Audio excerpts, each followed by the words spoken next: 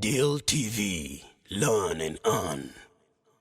Welcome to the Deal with Man 75. I'm yours truly, Man 75 on Deal TV Learn and Earn. We are Deal TV Africa on all social media platforms. Deal TV, Africa's #1 business channel. So check us out. We believe Africa is the future and the future is now. So how do we get to be at par and then develop the nation, the continent as a whole, minus the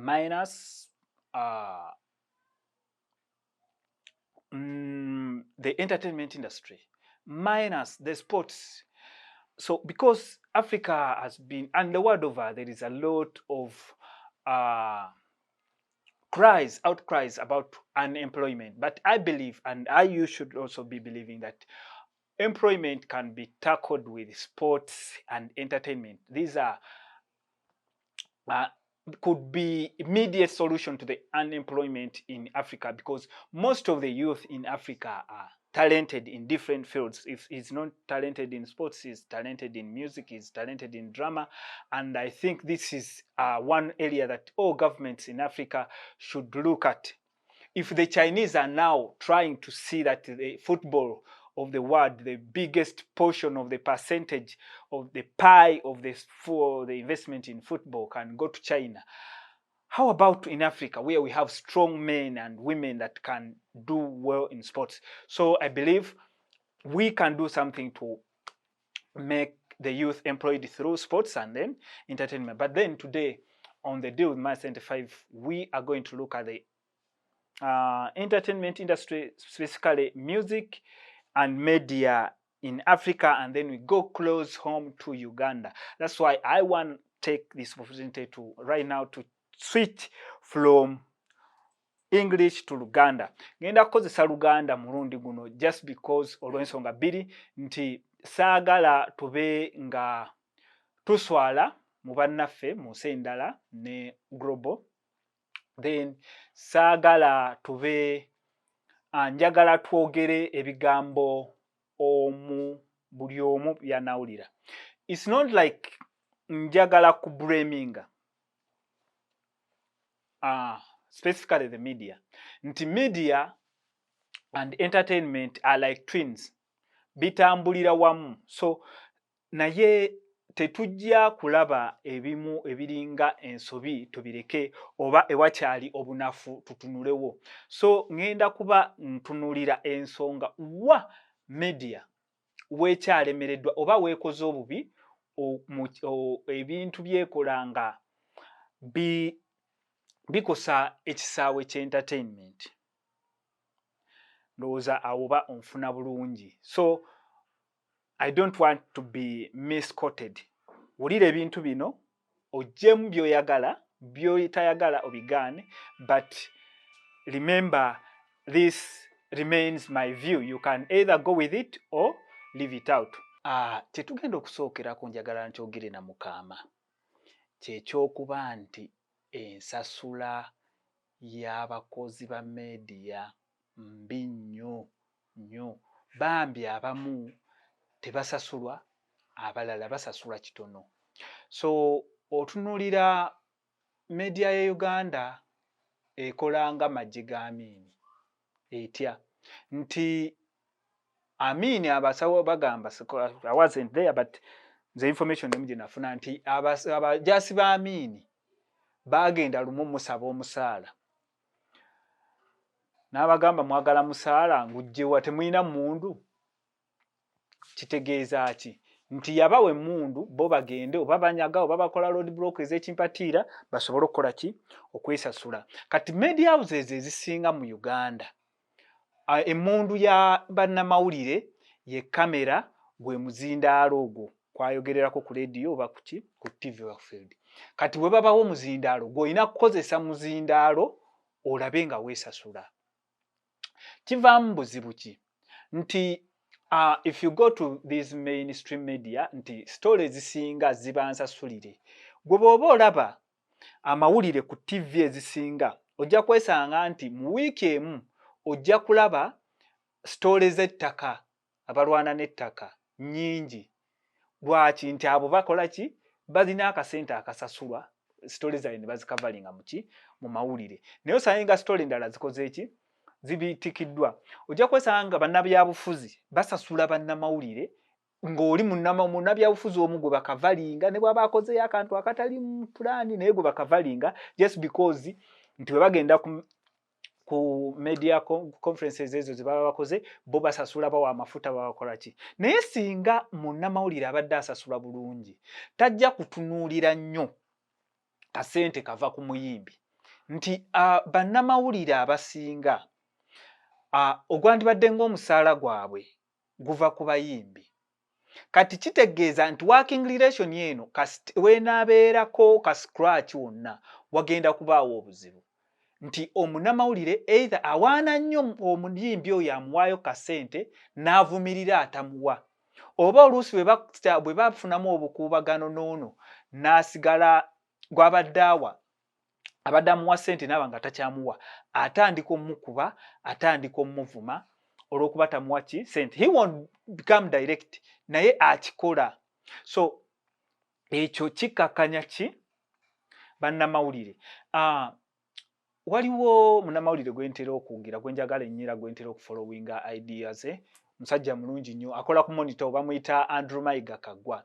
Naye recently yagenze n'apostinga show ku Facebook n'agamba nti abayimbi baatu leero bakaaba obwavu kabakirabe luli babadde bavuma bannamawulire ne babagamba nti gwe nze nsobola n'okusasula emyaka 3 n'obanga okola ki okola olw'okuba nti obusente bwe mufuna buki butono. Naye kino kijjawo kitya? How do you come to this point nti bannammwe abamu muyinza okuba nga mwenna temukikola naye bannammwe abamu baavaayo ne badisclosinga obunafu obuli mu media houses ne babudisclosingira baki abayimbi. Gwe imagine omuntu gw'olaze nti teweeyamba teweesobola anaakuwaata ekitiibwa.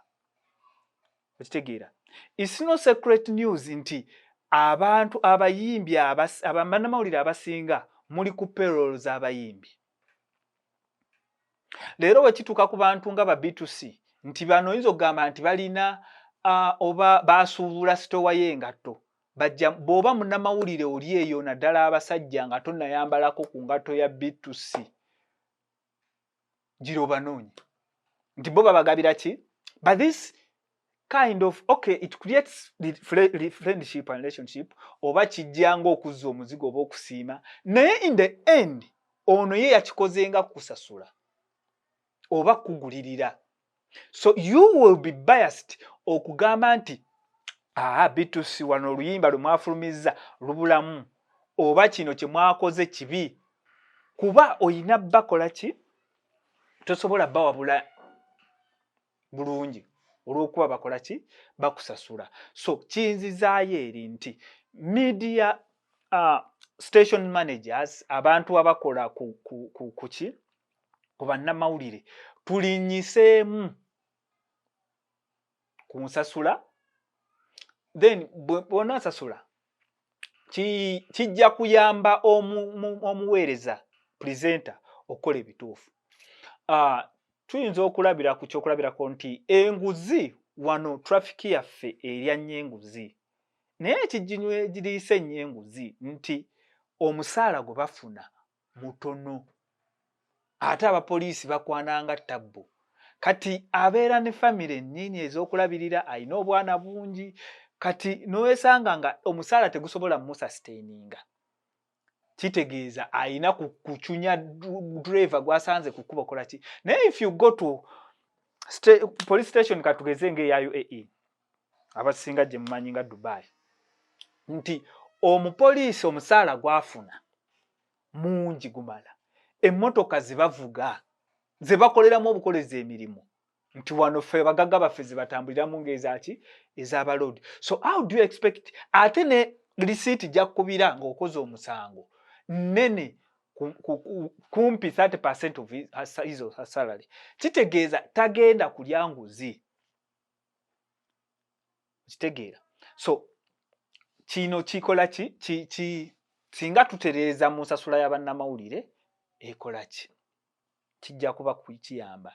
Then omulimo gw'abannamawulire naddala mu entertainment nti mujjuddemu abantu bangi abatalina bukugu. Kati mu kuba nti tebalina bukugu y'ensonga lwaki ndowooza n'okusasulwa tebasasulwa oba basasula kitono.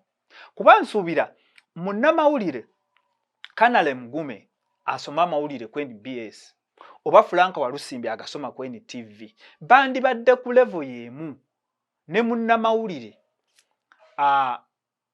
Douglas oba Jacob Omutuuze oba Selector William akola ku station ki endala naye ng'aweereza mu ki mawulire. Naye okuggyako presenter ayina other office tugeze akola entertainment news naye nga ye station manager oba ye editor oba yaki yaweebwamu value.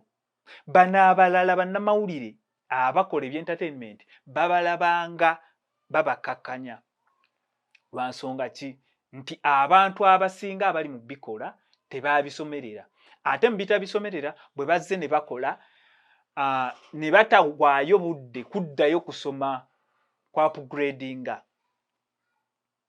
Kati buli lwaba ng'omuntu akola tatendekeddwa bulungi kye bakola kisigala nga kya kibuggwe. Kati bwe kiba kya kibuggwe kijja ne kyaffectinga industry kitya. Ngenda kunenya bannamawulire abaasookawo nti bannamawulire abaasookawo baawa nnyo platform abayimbi be tuyita neighbor A, neighbor B, neighbor C.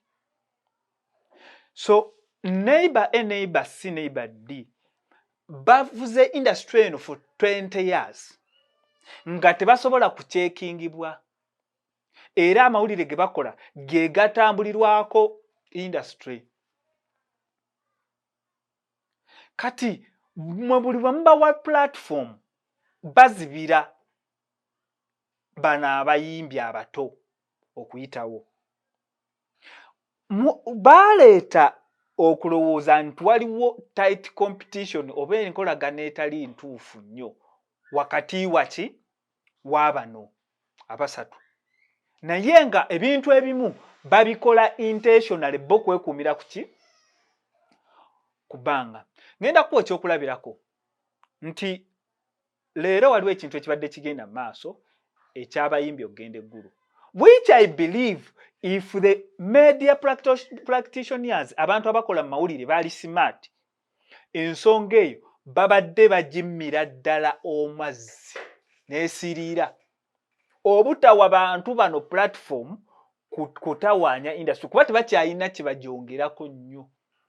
Batuuse we baakoma tweyanzizza mwaderivalinga Joseph ne Sally ne Robert mwakola kye mukola twakisiima naye muleke industry evolvinge okuva ogenda waggulu. Kati gwe nga munnamawulire oseetinga ki ekigenda ku mimwa gy'abantu?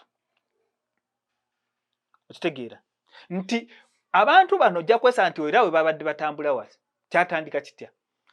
Chameleone agenze eggulu, Bobi Wine amuzzeemu, Bebe Cool azzeemu Bobi Wine.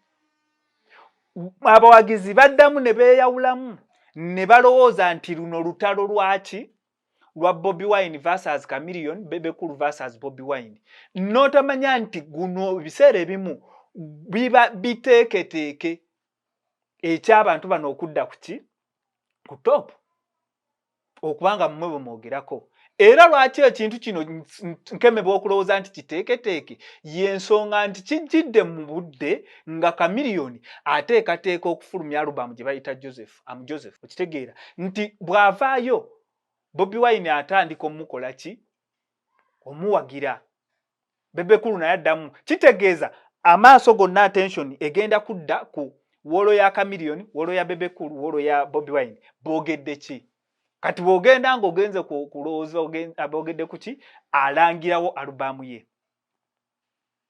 Eyo platform tugiwadde ku Lydia Jasmine ng'afulumya alubamu ye, tugiwadde John Black. Okitegeera. So don't allow to be diverted.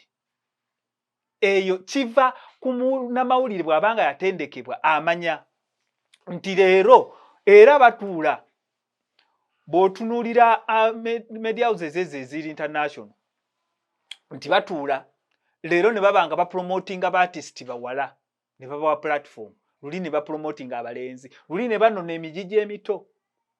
Kati tudde mmwe muyina okuba nga mutuula ne mumanya how do we get Pallaso okuba nga abadde akuba period eno ng'omuziki we guli gwe gutambula tabeera suffocated by Chameleon. Naye already kati Pallaso Chameleon amaze amukoze eki? Amuzinzeeko kuba okumala okola amawulire Superstar Association simanya biki bagenze eggulu aleeta alubamu. Is competition right? But then we have to groom new talent. What happens? Kuba gwe tunuulira Nigerian industry gye tusinga okwegomba nti waliwo yatuuka ng'efugibwa D'banj, Two-Face, P-Square, ne bakka ne baleeta Davido, ne baleeta Wizkid.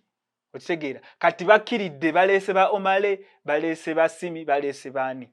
Fe industry yaffe for 20 years ekyali mu Bobi Wine, Bebe Cool, Chameleon.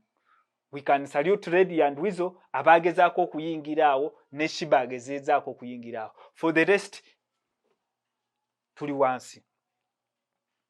Okitegeera. So kiri paramount okubanga ofuba okulaba nti emigigi emito gikola ki? Gisituka. Naye ekyo kijja kukolebwa bannamawulire nga strategically mukoze ekintu ekyo ne mubanga abaana bano basobola okukola ki? Okuwulirwa. Naye obuzibu buvaawa nti omwabulwa ensasula entuufu ne mugenda ku peroolo z'abayimbi ne mutandika okuteekinga sayidi nti waliwo abannamawulire abamanyiddwa nti ono ttiimu Chameleon, ono ttiimu Shiba, ono ttiimu Bebe Cool. And you intentionally say ojja kuba muziki gwono guleke. Naye nga gwe bw'oba watendekebwa bulungi, Coca-Cola bw'ejja n'ekuwa akalango ekugambako nti no tokuba ka Pepsi. Okitegeera. Naye mmwe olw'okuba abamu temutendekeddwa, olw'okuba abalala obwavu bubanyize nnyo, musalawo okubanga mukola ki? Muleka. Ate kino oluusi bano bannamawulire abaliko kati abasinga tetuyinza obutakibanenyeza ne tugenda bannamawulire ababaddewo between 2000, early 2000 to 2010 nti mmwe mwatandika omuze guno Diamond Production versus Eagles Production, sasula sente tokuba bano, kuba bano tokuba bano. Ekintu ekyo ne kizingamya ki? Industry. Ne bana abaraga abajja bali independent artists gye bajja ne bakola ki?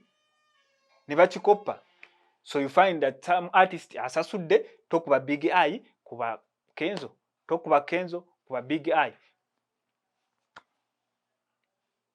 Then nchane tugamba industry tekola ki? Tekula.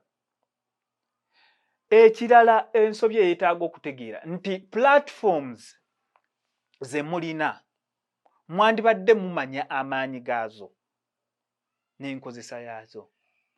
Tugenda ne tugamba nti music wa Uganda takula, music wa Uganda mubi, bayimba paku. But what happens ku baana abayimbye music omutuufu, music omulungi, naye because they can't pay you ne mugaana obbakuba? Kitegeera. For the likes of Aziz Azion, nti Guy yakuba music omulungi n'aba nga alinga atasiimibwa naye n'atandika kuba paku. Naye yagenza okiranga tekiri sustainable kuba paku wakusasulira. N'addayo n'akuba oli obuyimba bwe. Alina ennyimba empya ennungi naye tezikubwa kuba tasobola zikola ki? Zisasulira. If you look at the likes of Maurice Kirya, bayina music omulungi nga takubwa because they are not paying. Ensonga lwaki mwewaana nti muvuga industry, musician can't be there nga temuliiwo, lwakuba nti mmwe kyemuwa abantu kye bawulira ne sometimes and most cases twogera amazima muwa abantu music omufu era ne balowooza nti oyo gwe balina okukola ki okuwulira kitegeera kuba gwe tunuulira Kikopoli akuba ne bakuba Kikopoli paka eri. But when do we get the Queens of Soul abayimba music oyo? Tugamba kadongo kamu agudde, kadongo kamu tannagwa, naye kadongo kamu aweerebbwa segmenti. It was relegated to a Sunday. Ku Sunday lwe tuteekayo ka programu ka kadongo kamu.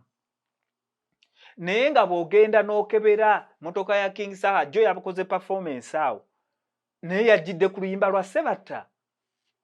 The likes of Chameleon bemuwaana bawuliriza nnyimba z'abasudde za Kafeero. Okitegeera. It's not nti abaana abayimba kadongo kamu tebaliiyo wansi eyo. Gye bali naye mmwe musalawo okuba bawaluka ggabo kakuba be basobola okukuwa akasente yagenda okuteerako ekyasatu ekyabiri. Naye ng'ojja kwesanga nga kadongo kamuwalukagga asaabulukuse nnyo nti yaseeseetuka okuva kw'oli kadongo kamu wa ekiri emulago naembulesinga lumba gwe muyita ne sukusi gwe muyita band music kati asobole naye okufitinga mu playlist eyo ebeerawo wiikire awulirwe agende ku kibivulu. Okitegeera. So ba music schedulers abali ku channel zino balina ogw'omutima gw'eggwanga. Is business nzikiriza era omuyimbi alina okukola ki okuteekamu, naye bw'aba ataddemu lwaki oli atataddeemu agamba nti tomukuba. Ndabyeko ba presenters abakkiririza ddala nti copyright law tesobola kuba implemented kuba be bakuba ennyimba z'abayimbi babatutumule. Bwe mubatutumula ne bafuna batya ne mubasindika okuliraayinga ku shows. Kati tutuuse mu situation ya COVID ng'omuyimbi tasobola kuzannya ku show. Atandise okuzibula amaaso atunule we wali ebituli wasobola okufunira ewalala. Gwe kyongamba nti abakozesa copyright law mu Bungereza mu America nawa ne babanga abayimbi radio stations ne TV stations zibasasula bo basiru.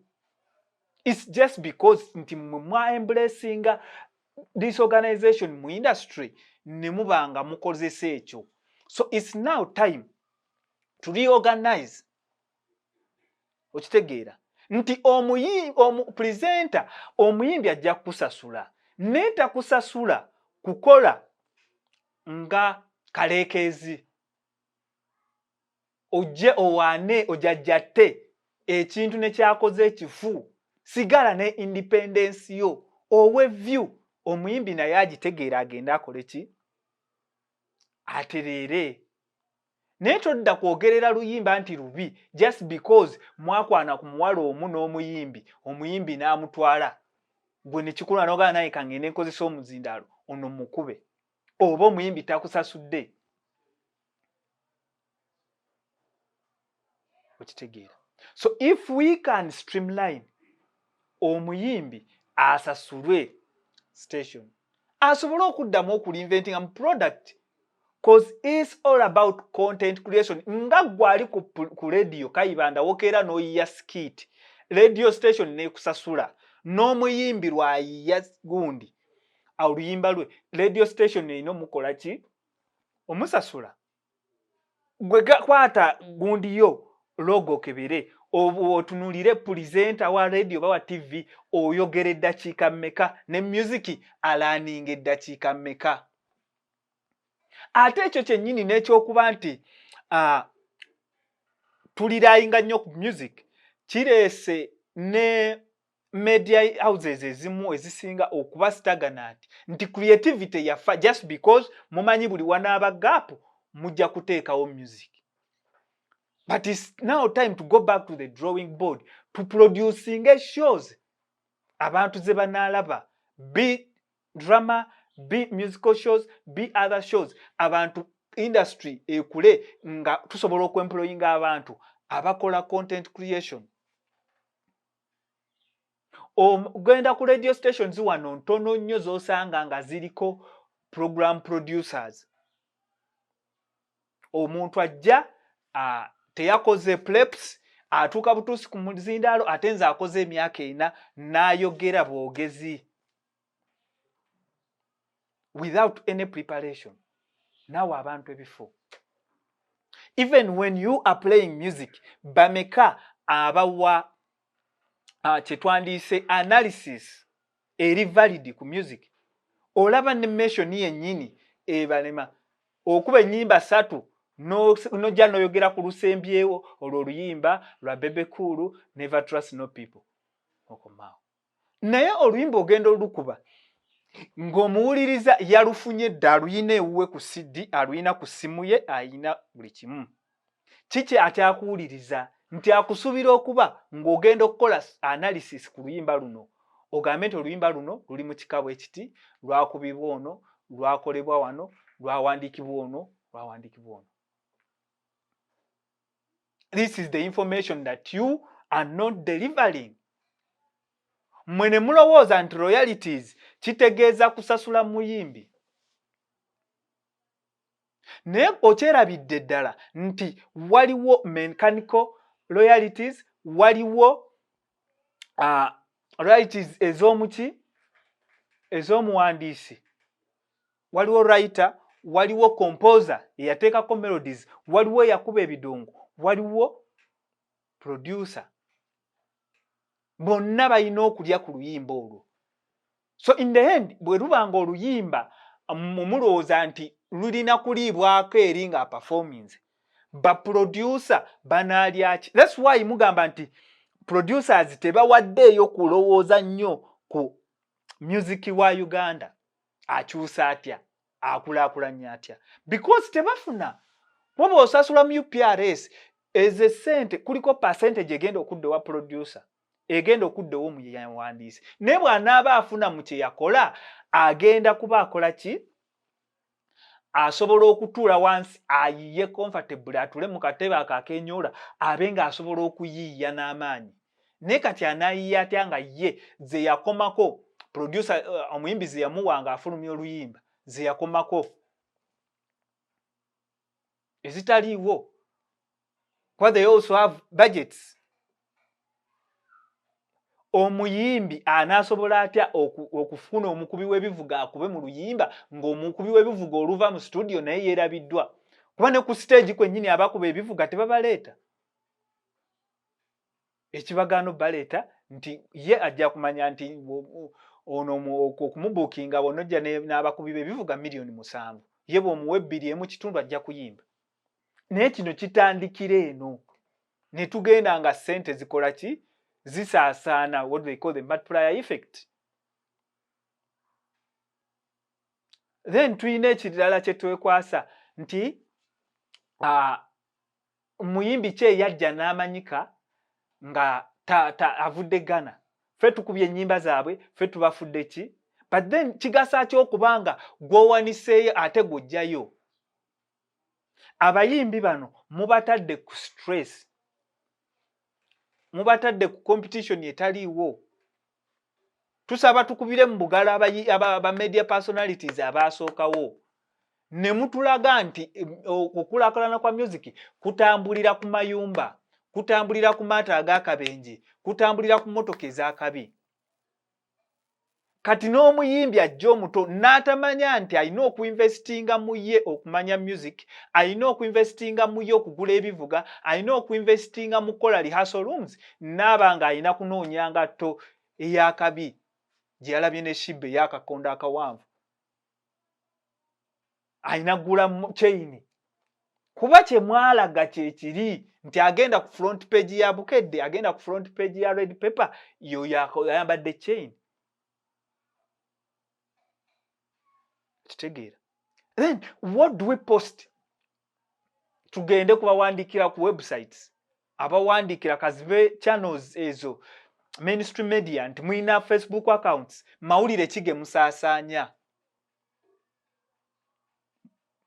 musaasanya bifaananyi bya buseegu ebya Sindi, musaasaganya bifaananyi bya buseegu ebya Desire, musaasanya gundi baamugobye mu nju. Naye these people have following out of Uganda. Nti omwana abeere Namibia ne yeegomba Waikibenda. Kati gwe bw'oteekayo Waikibenda n'omulaga nti baamugobye mu nju, oli agenda kumanya nti ono Waikibenda talinaamu value. Kali kasita status kafa. How do we protect these brands? Tuteekeyo ebintu ebibasitula. Naye nja kugenda otunulire nti abantu abafa mu America ojja kwesanga nti basinga abafa mu lukalu lwa Africa lwonna. But you never get this information out here. Era ziri zikoma eri mu lockdowns zaabwe. Naye ffe emitwe emikulu konya ssebasatu. So how do we think we are going to prosper with negativity?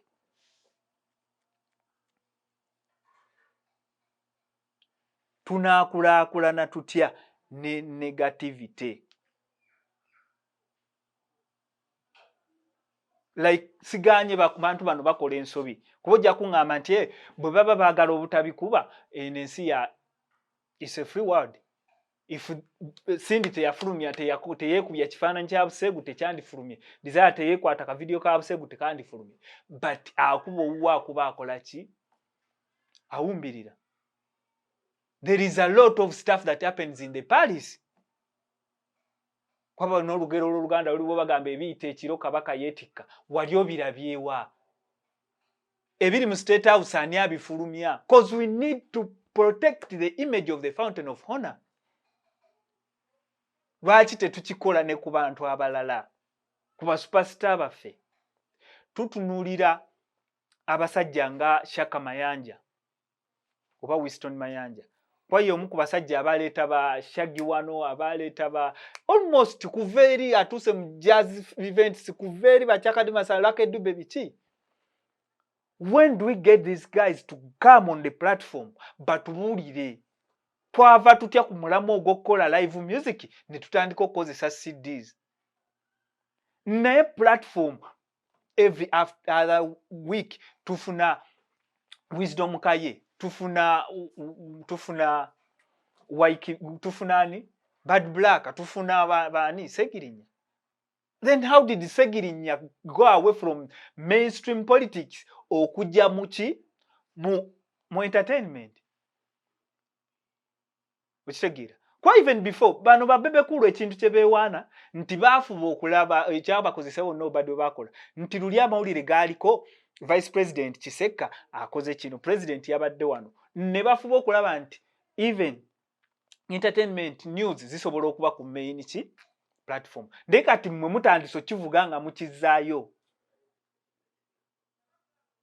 I don't know if the people like Mama Fina, but social activists, but bloggers, be bafuuse source of entertainment.